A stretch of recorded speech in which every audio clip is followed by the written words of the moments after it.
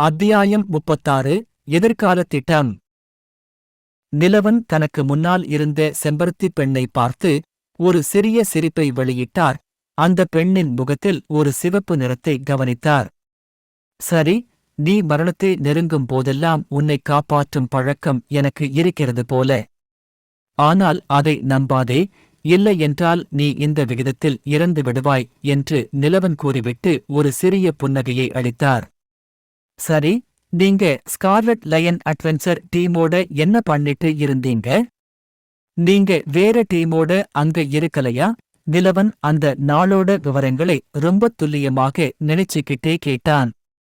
அந்த சம்பவத்திற்குப் பிறகு அந்த குழு கலைந்து சென்றது. மார்கஸ் எங்களிடம் இருந்த மீதமுள்ள நிதியையெல்லாம் எடுத்து எங்கள் இறந்த தோழர்கள் அனைவரின் குடும்பங்களுக்கும் கொடுத்தார்.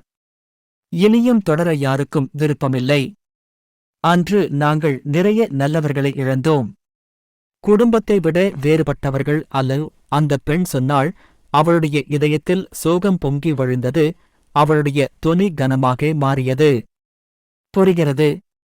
ஆனா அப்புறம் ஏன் நீங்க நிலவரையில இருந்தீங்க?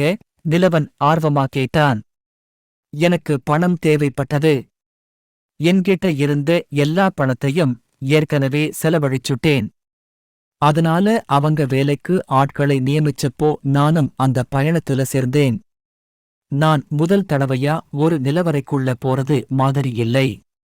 அந்த அயோக்கியர்கள் ஃப்ளோர் பாஸை தேடப் போறோம்னு எங்ககிட்ட சொல்லவே இல்லையே. அந்த பெண் பெருமூச்சு விட்டாள். எனக்கு தெரிந்திருந்தால் என்ன நடந்தாலும் நான் சேர்ந்திருக்க மாட்டேன் என்று செம்பருத்தி கூறிவிட்டு படுக்கையில் படுத்துக் கொண்டாள். அவளுடைய சோர்வு மீண்டும் தலைக்கேறியது. எனக்கு புரிகிறது. சரி, விரைவில் இன்னொரு பதுங்கியிருந்து உன்னை காப்பாற்ற வேண்டிய அவசியமில்லை என்று நம்புகிறேன். ஓய்விடே. நான் இப்போது போக வேண்டும் என்று கூறிவிட்டு நிலவன் வெளியேற முடிவு செய்தான். ஏய், நீ இன்னும் உன் பேரைக் கூட எனக்குச் சொல்லலையே என்றான் செம்பருத்தி. நான் நிலவன். கடைசி பெயர் இல்லை என்று நிலவன் பதிலளித்தார். ஜெசிகா ஆர்ட்விங்கர் என்றாள் அந்தச் செம்பருத்தி பெண். அடுத்த முறை நீ ஏதாவது ஆபத்தான காரியத்தைச் செய்ய முடிவு செய்தால் நானே உன்னை கொன்றுவிடுவேன் என்று கூறிவிட்டு நிலவன் சிரித்தார். ஆமா, சரி. நானும் இந்த தொழிலை இனிமே தொடர மாட்டேன்னு நினைக்கிறேன். ஜெசிகா பதிலுக்கு சிரித்தபடி சொன்னாள். உங்களை மீண்டும் சந்திப்போம் என்று கூறிவிட்டு நிலவன் மருத்துவமனையை விட்டு வெளியேறினார். ஜெசிகா குணமடையும் வரை அவர்கள் அவளை கவனித்துக் கொள்வார்கள் என்பதற்காக அவன் ஏற்கனவே அவளுக்கு பணம் செலுத்திவிட்டான். இந்த உலகத்திற்கு வந்ததிலிருந்து நிலவன் செய்த முதல் நல்ல செயல் இதுவாக இருக்கலாம். நிலவன் என்று ஜெசிகா தனக்குள் சொல்லிக் கொண்டாள். அவள் முகத்தில் நன்றியுணர்வு நிறைந்த வெளிப்பாடு தோன்றியது. நிலவன் ஒரு இருண்ட சந்துக்குள் சென்று ஏராளமான தொகுதிகள் மற்றும் பல்வேறு தெருக்களைக் கடந்து நடந்த பிறகு இறுதியாக ஒரு சிறிய தெருவின் மூலையில் ஒரு சிறிய மதுக்கடையின் முன் நின்றான். ஒரு பார்ட்டெண்டரும் இன்னும் 2 பேரும் மட்டுமே இருந்தனர். ஒருவர் வாடிக்கையாளராகவும் ஒருவர் காவலாளியாகவும் தெரிந்தனர். நிலவன் தனது பேட்டை எடுத்துக்கொண்டு கவுண்டரில் அமர்ந்தார். சூரியன் என் நாளை பிரகாசமாக்குகிறது என்றார் நிலவன். ஆனால் இரவு என் ஆன்மாவை அமைதிப்படுத்துகிறது என்று மதுக்கடைக்காரர் பதிலளித்தார். இந்த பாரில் வினோதமான வியாபாரம் செய்ய வந்தவர்களுக்கு இடையே இது ஒரு குறியீட்டு வார்த்தையாக இருந்தது. திடீரென்று பார்ட்டெண்டர் வாடிக்கையாளருக்கும் காவலருக்கும் சமிக்கை செய்தார். 3 பேரும் பாரிலிருந்து வெளியேறினர். நிலவன் கவுண்டரில் தனியாக அமர்ந்திருந்தார். திடீரென்று நிலவன் தனது முதுகில் லேசான சாயலை உணர்ந்து ஒரு சிறிய புன்னகையை உதிர்த்தார். இன்னும் பயிற்சியை சுமந்து கொண்டிருக்கிறேன், எனக்கு புரிகிறது என்று நிலவன் கூறிவிட்டு தனது முதுகை பார்த்தார். திடீரென எங்கிருந்தோ ஒரு மெல்லிய முக்காடு அணிந்த உருவம் தோன்றியது. அந்த முகமூடி அணிந்த உருவம் நிலவனுக்கு தெரிந்த ஒருவராகும். நீங்களும் நல்லா முன்னேறி வருவதை நான் பார்க்கிறேன். நீங்க என்னை கவனிக்கலன்னா நான் ரொம்பவே ஏமாற்றமடைந்திருப்பேன் என்று கூறிவிட்டு அந்த உருவம் நிலவனின் அருகில் இருந்த நாற்காலியில் அமர்ந்தார். வேறு யாருமல்ல, நிலவனுக்கு கொலையாளித் திறன்களை பயிற்றுவித்தவர் ஸ்னேக்கின்தான். கிரவுண்டா கண்டர் குழு உறுப்பினர்களை நிலவரையில் கொன்ற பிறகு நிலவன் ஒரு சிறிய பை நிறைய பேட்ச்களை எடுத்துக்கொண்டார்.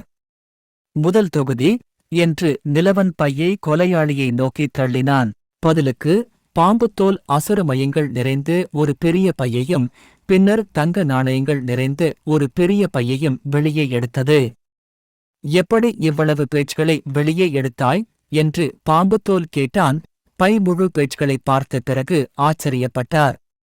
நிலவன் கோபோல் ஹண்டர் குழுவை நோக்கி எப்படி ஈர்த்து ஒருவரையொருவர் கொல்ல அனுமதித்தார் என்பதை அவனிடம் எளிமையாகச் சொன்னார். மீதமுள்ளவர்களை அவர்கள் போரில் சோர்வடைந்த போது புகை குண்டுகளை பயன்படுத்தி வெளியே இழுத்துக் கொன்றான். ஒமேகா பற்றிய விஷயத்தை நிலவன் சொல்லவில்லை. நிலவனின் முறையை ஆதரித்து பாம்புத்தோல் கைதட்டியது.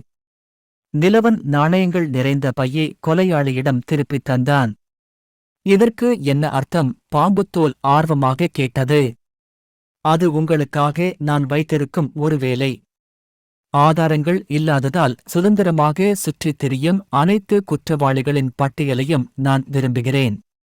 மேலும் ஊழல் நிறைந்த அரசு அதிகாரிகள், இருண்ட வரலாற்றைக் கொண்ட இராணுவ அதிகாரிகள் மற்றும் கற்பழிப்பு, கொலைகள், மிரட்டி பணம் பறித்தல் போன்ற கொடூரமான செயல்களை செய்த ஆனால் அவர்களின் தொடர்புகள் காரணமாக இன்னும் சுதந்திரமாக இருக்கும் பிரபுக்களின் பட்டியலையும் உருவாக்குங்கள்.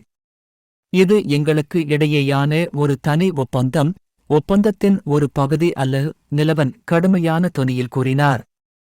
உனக்கு அது ஏன் தேவை என்று பாம்புத்தோல் கேட்டான். அது என் வேலை. நீங்க கவலைப்படத் தேவையில்லை. நாளைக்கு மாலைக்குள் எனக்கு அந்த பட்டியல் வேணும். நீங்க உண்மையிலேயே ஒரு தொழில்முறை நிபுணரா இருந்தா இதை எல்லாருக்கும் தெரியாம ரகசியமா வைங்க. எனக்கு ரொம்ப விரிவான அறிக்கை வேணும். இந்த பணம் முழுவதையும் உங்க சம்பளமா கருதுங்க என்று கூறிவிட்டு கொலையாளியிடம் விடை பெற்றார் நிலவன். பாம்புத்தோல் பெரிய நாணயப் பையை வைத்திருந்தது. அதில் நிறைய பணம் இருந்தது. ஒருவர் தங்கள் வேலையில் புத்திசாலித்தனத்திற்கு வழங்குவதை விட நிச்சயமாக மிகவும் மதிப்பு வாய்ந்தது. நிலவன் பிளாகெரிஃபின் வணிக நிறுவனத்திற்கு திரும்பினார். இந்த நேரத்தில் அவர் ஏற்கனவே இங்கு நிறைய பேரை அறிந்திருந்தார். மேலும் பல ஊழியர்கள் அவரை தங்கள் இளம் எஜமானரின் நண்பராகவும் சிறிது நேரத்திற்கு முன்பு தங்கள் எஜமானரின் உயிரைக் காப்பாற்றியவராகவும் அறிந்திருந்தனர். நிலவன் அருள் அண்ட் நகுலன் இருவரையும் சந்தித்து பின்னர் அவர்களுடன் இரவு உணவிற்குச் சேர்ந்தார். நிலவன் இருவருடனும் நிறைய அர்த்தமுள்ள உரையாடல்களைச் செய்வார். ஏனெனில் அவருக்கும் முந்தைய வாழ்க்கையில் வணிகம் மற்றும் பண மேலாண்மையில் நிறைய நிபுணத்துவம் இருந்தது. எனவே அவர் எப்போதும் கவர்ச்சிகரமான உரையாடல்களை நடத்தி பின்னர் தானே பதில்களை கண்டுபிடிப்பார். தந்தை மற்றும் மகன் இருவரும் அவரது அறிவு மற்றும் யோசனைகளால் மிகவும் ஈர்க்கப்பட்டனர். எனவே அவன் ஒரு ஹண்டர் தனது நேரத்தை வீணடிப்பது போல் உணர்ந்தனர். நிலவன் கணக்குகளில் சிறந்து விளங்கிய தனது இறந்து போன நண்பர் பாவலிடமிருந்து கற்றுக்கொண்டது போல் சாக்கு போக்குகளை கூறுவான். வெளிப்படையாக பாவலென்று ஒருவர் இல்லை. அது அவரது போலி பின்னணிக்காக அவன் உருவாக்கிய ஒரு கற்பனை மட்டுமே. பின்னர் நிலவன் தனது அறைக்கு திரும்பி வந்து நீண்ட நேரம் குளித்தார். இன்று அவர் நிறைய இரத்தக் களரியை அனுபவித்தார். எனவே அவன் சரியான சுத்தம் செய்ய வேண்டும் என்று உணர்ந்தான். நிலவன் தனது படுக்கையில் படுத்துக் கொண்டபோது இன்று அவன் பெற்ற திறன்கள் மற்றும் திறன்களின் பட்டியலை அவனுக்கு வழங்குமாறு அமைப்புக்கு உத்தரவிட்டார். புரவலன் பின்வரும் திறன்களைப் பெற்றுள்ளார். உறைபனி ஸ்பைக், நீர்க்கத்தி, தீவெடிப்பு, ரூட்பைன், காற்றாலை, மின்னல் ஆற்றல், மானா வெடிப்பு, புல்சை, அம்பு வெடிப்பு, பல இலக்குகள், அமைதி, நிழல் மாற்றம், நைட்ஸ்டான், பாதுகாப்பு ஆர்வலர், வாழ்முனை, பாரி, வாழ் விலகல், மானா மீட்பு சி தரவரிசை, உடல்நல மீட்பு டி தரவரிசை, கோபம் வெடித்தது, பிளவு, போர் முழக்கம். இந்த அமைப்பு நிலவனுக்கு ஒரு நீண்ட பட்டியலையும் கிரவுண்டா கண்டர் குழுவிலிருந்து அவன் முன்பு பெற்ற பட்டியலையும் வழங்கியது. அமைப்பு, இணைக்கப்பட்ட திறன்களை எனக்குக் காட்டுங்கள். கவனிக்கப்படாமல் எந்த இடத்திலும் ஊடுருவ எனக்கு உதவக்கூடியவற்றுக்கும் அதிக நீண்ட தூர சேதத்தை ஏற்படுத்தக்கூடியவற்றுக்கும் முன்னுரிமை கொடுங்கள். தனக்கு இப்போது மிகவும் தேவைப்படுவது ஏற்கனவே தெரிந்திருந்ததால் நிலவன் கூறினார். பின்னர் அந்த அமைப்பு நிலவனுக்கு அவரது விவரக்குறிப்பின்படி இணைக்கப்பட்ட திறன்களின் பட்டியலை வழங்கியது. நிலவன் பட்டியலை பார்த்து அவன் உண்மையில் பயன்படுத்த விரும்பும் திறன்களை வரிசைப்படுத்தத் தொடங்கினார். மேலும் அவரது போர் நுட்பங்கள் மற்றும் தாக்குதலில் ஒருங்கிணைக்கப்படலாம், அதை அவரது ஹோல்ஸ்டரில் சேர்க்கலாம். இந்த முறை நிலவன் 3 பயனுள்ள திறன்களை மட்டுமே கண்டுபிடித்தார். காற்று கட்டர், காற்றாலை, ஒரு மந்திரவாதி மந்திரம் மற்றும் வாழ்வீச்சு திறனான வாழ்முனை ஆகியவற்றின் விளைவாக தாக்குதலின் போது சிறிய அழிவுகரமான மானாவை வெளியிட்டது. இணைக்கப்பட்ட திறன் உயர் அழுத்த காற்றை அழுத்தி 8 மீட்டர் தூரத்திற்கு ஊசலாடும் போது அதை வெளியிட்டது. இது நிலவனுக்கு வாளை பயன்படுத்திய போது பயனுள்ளதாக இருந்தது. நிழல் நடை, உளவு பார்க்கும்போது சத்தம் எழுப்புவதை தடுக்கும் ஒரு வில்வித்தை திறமையான சைலன்ஸ் மற்றும் பயனர்கள் தங்களை நிழலில் மூழ்கடிக்க அனுமதிக்கும் ஒரு கொலையாளி திறமையான ஷேடோ ஷிப்ட் ஆகியவற்றின் கலவையாகும். இதன் விளைவாக இணைக்கப்பட்ட திறன் நிலவன் எந்த சத்தமும் எழுப்பாமல் கவனிக்கப்படாமல் நிழல்கள் வழியாக பயணிக்க அனுமதித்தது.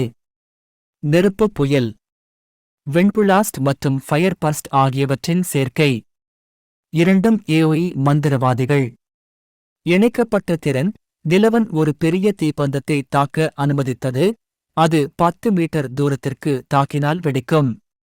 அதிகபட்ச தூரம் அவரது இடத்திலிருந்து 30 மீட்டர் ஆகும். இது மிகவும் அழிவுகரமான மந்திரமாகும். ஒரு பெரிய எதிரி கூட்டத்தை சமாளிக்கும் போது நிலவன் இதை பயனுள்ளதாக கருதுவார். அவற்றை ஒன்றிணைக்கவும் நிலவன் கட்டளையிட்டார். சிஸ்டம், சில்வர் கோபோல்ட்டிடமிருந்து நான் என்ன திறன்களை பெற்றேன்? தொகுப்பாளர் சில்வர் கோபோல்ட்டிடமிருந்து பின்வரும் திறன்களை பெற்றுள்ளார். கோபோல்ட் ஜெனரல், வெற்றியாளர் கர்ஜனை, ஈட்டி உந்துதல், sweep swing, back attack puff.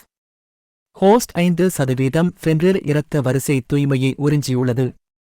ஒரு மாடி முதலாளிக்கு இவ்வளவுதானா?